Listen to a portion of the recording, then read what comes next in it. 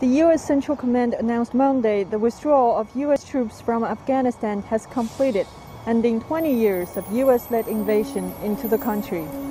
The last C-17 lifted off from Hamid Karzai International Airport on August 30th, this afternoon, at 3:29 p.m. East Coast time, and the last manned aircraft is now clearing the airspace above Afghanistan. Tonight's withdrawal signifies both the end of the military component of the evacuation, but also the end of the nearly 20-year mission that began in Afghanistan shortly after September 11, 2001. Since entering Afghanistan, U.S. troops have caused more than 30,000 civilian deaths, injured more than 60,000, and turned 11 million people into refugees. Over $2 trillion was spent on the war. That's $300 million every day for 20 years. In the meantime, nearly 2,500 U.S. military personnel were killed, and more than 20,000 have been wounded. U.S. troops suffered one of their bloodless days near the end of their two-decade deployment in Afghanistan. Last week, 13 U.S. service members were dead in a suicide bomb attack.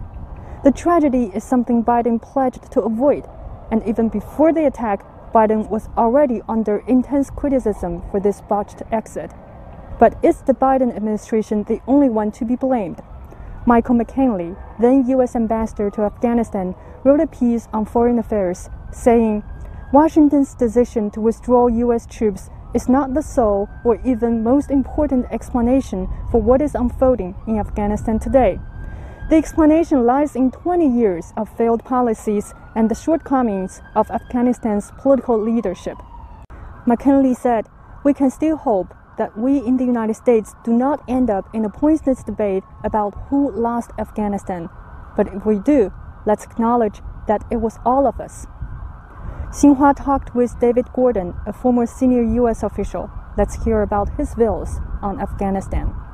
When I was in government, I very much thought that the U.S. had too many expectations about what it could achieve in Afghanistan.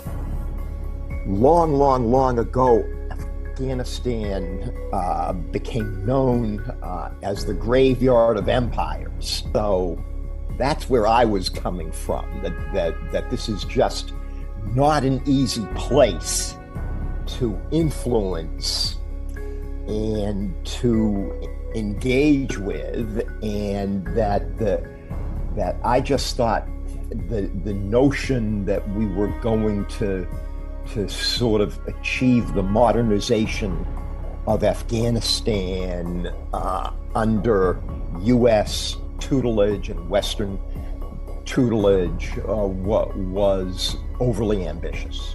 And I still think that was the challenge all along. The hasty withdrawal also disappointed U.S. allies. According to David Gordon, some are furious, while others are worried about their own security in the future. The allies in Europe are furious. So I do think that this is going to increase interest in Europe in becoming more autonomous of the United States. On the other hand, I don't see any of the European countries being very willing to do the increase in military spending that would be needed to really enable that. So I think there's going to be a lot of politics around this.